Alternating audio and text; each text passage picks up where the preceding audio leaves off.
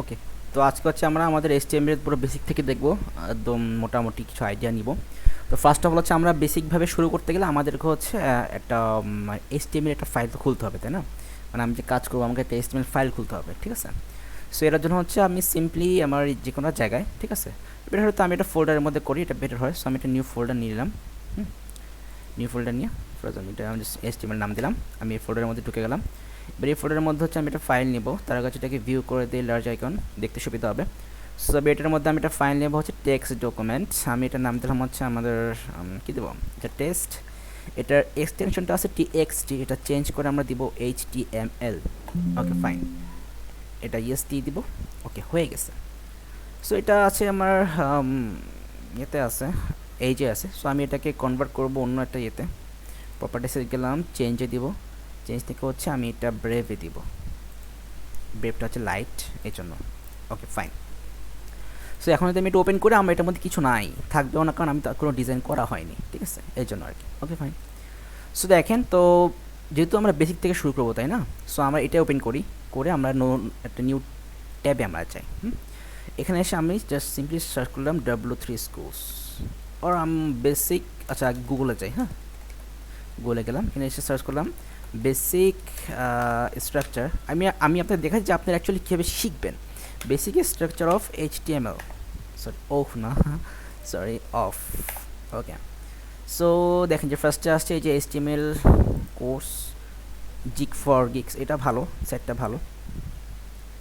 So এইখানে হচ্ছে যদি আমরা এর থেকে নামি, তাই দেখেন এই যে আমাদের বেসিক এগুলা দিয়ে দিচ্ছে কিছু, বেসিক স্ট্রাকচারটা, ঠিক আছে। সো এটা হচ্ছে আমাদের বেসিক স্ট্রাকচার। তো এখন হচ্ছে আমাদেরকেও এটা কাজ করতে গেলে তো আমাদের আগে এটাকে একটা এডিট ফাইল ওপেন করতে হবে, মানে আমার টেক্সট এডিটর, মানে আমরা যেটা হচ্ছে কোডিং করবো, HTML কোডিং। সো আমরা সেই হিসাবে তো ব্র্যাকেট ইউজ করবো। ব্র্যাকেটের ব্যাপারে আপনাদের আমি অনেক আগে বলছি। সো আমি এটার উপরে সিম্পলি মাউসের বাটনে ক্লিক করে ওপেন উইথ থেকে যাবো হচ্ছে ব্র্যাকেটস।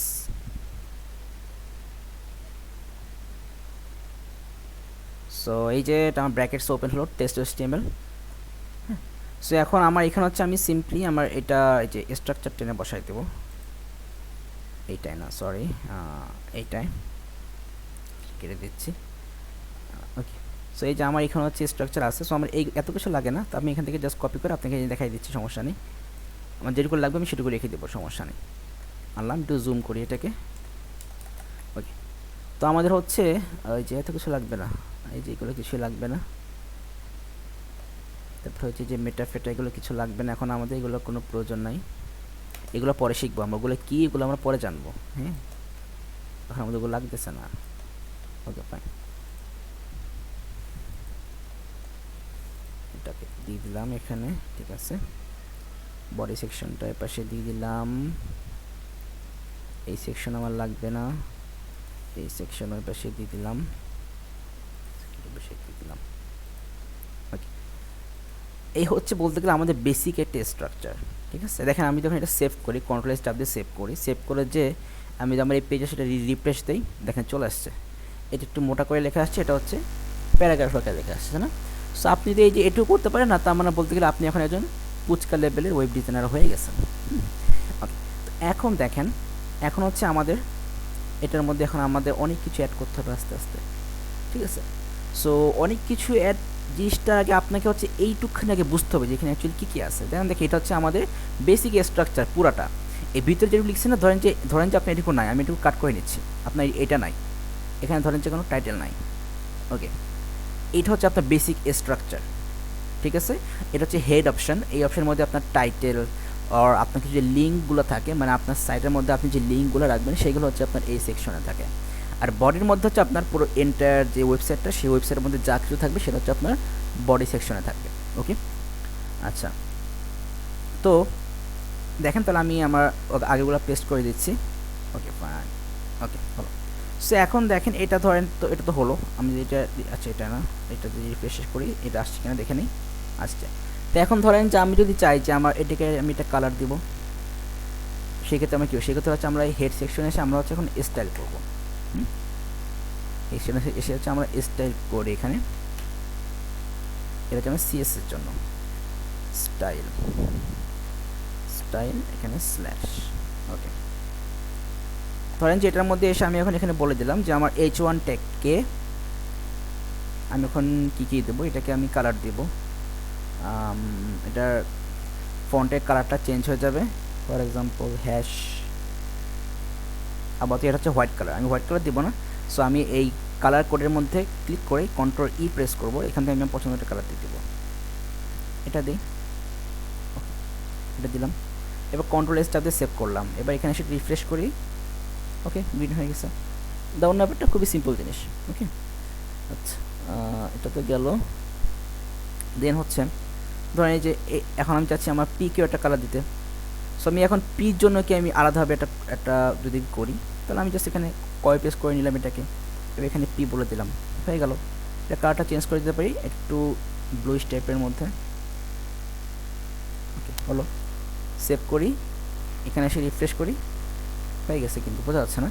তো আমরা কাজ করতে পারি, আমরা যদি ফন্টের সাইজ একটু বড় করি, পি ফন্টের সাইজ, আমি চাই এটা ফন্টের সাইজটা একটু বড় করতে পারি, ফন্ট সাইজ এটাকে দিলাম হচ্ছে 250 পিক্সেল, এটা বেশি হয়ে গেছে আই থিঙ্ক, তারপরে দেখি। আর পিকে আমি দিলাম হচ্ছে ফন্ট সাইজ 100 পিক্সেল, ওকে। এবার যদি এখানে এসে আমি রিফ্রেশ করি, সরি এটা না, ও হিউজ, বেশি বড় হয়ে গেছে, ওকে। এটা 250 পিক্সেল না দিয়ে এটাকে আমরা 150 দেই, আর এটাকে হচ্ছে 40 আর 35, বেশি লাগবে না, 15 দিচ্ছি, 150, ওকে দিলাম। সেভ করে সে রিফ্রেশ করি, ওকে দেখেন এটা কার্টুন চেঞ্জ হচ্ছে, তাই না? আমি এটাকে আরেকটু বড় করতে পারি, 55, বুঝতে একটু সুবিধা হয়, ভালো, ওকে ঠিক আছে। সো এবার দেখেন, আমি চাচ্ছি যে এই দুটো যখন আদানাকে আমি যদি একসাথে করে দেই, তাহলে কিন্তু আবার কালারটা কিন্তু সেম হয়ে যাবে, তাই না? দেখেন এটা হচ্ছে মানে আমি ধরেন যে আপনার এই প্যারাগ্রাফের যে কালারটা, এই যে এটা কালারটা যদি সেম করতে চান, সেক্ষেত্রে কিন্তু আপনি H1-এর পরে কমা দিয়ে পি বসাই দিলে কিন্তু হয়ে যাবে, ঠিক আছে? তো এখন যদি আপনি সেম কালার দেন, সেই ক্ষেত্রে হচ্ছে আপনাকে এটা করতে হবে, যদি সেম কালার না দেন তাহলে আর আপনাকে এটা করতে হবে না। আচ্ছা, আমি একটা কল আছে, আমি একটু কলটা ধরি।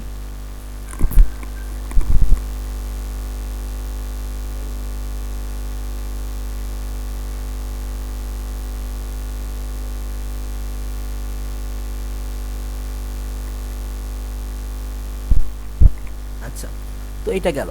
এখন দেখেন ইনকেস আমি যদি এখানে কমা দিয়ে আপনি বলে দিই, এখন দেখা যায় তাহলে কোনটার প্রায়োরিটি বেশি, তাই না?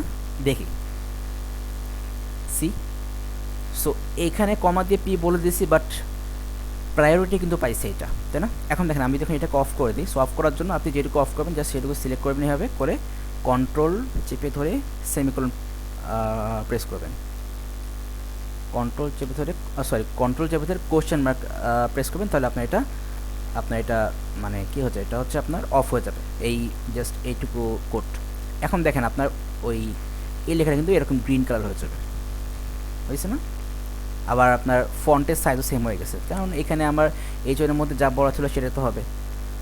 সো সব থেকে ভালো যেটা বুঝতেছেন যে আপনি যদি যেই ট্যাগটাকে আপনি সিএসএস করবেন, সেই ট্যাগটা যদি আপনি স্পেসিফিকভাবে আপনি ইউজ করেন, তাহলে সেইটারে কিন্তু প্রায়োরিটি বেশি থাকবে, ওকে। সো আমি এটাকে আনলক করে দিচ্ছি, আর এখান থেকে পি এটা মুছে দিচ্ছি, তো আমাদের এই হয়ে গেল, ঠিক আছে। সো এই হলো আমাদের মানে বেসিক একটা আইডিয়া যে HTML আর CSSটা আসলে অ্যাকচুয়ালি কীভাবে কাজ করে, আর এইভাবেই হচ্ছে আমাদের এন্টায়ার একটা ওয়েবসাইটকে আমরা আস্তে আস্তে বিল্ড আপ করি, ঠিক আছে। তো ঠিক আছে, আজকে মোটামুটি এই হলো বেসিক আলোচনা। নেক্সট ক্লাসে হচ্ছে আমরা নতুন কোনো টপিক নিয়ে, মানে এদের মধ্যে একটু আস্তে আস্তে অ্যাডভান্স একটু টপিক নিয়ে আমরা ডিসকাস করবো, ওকে।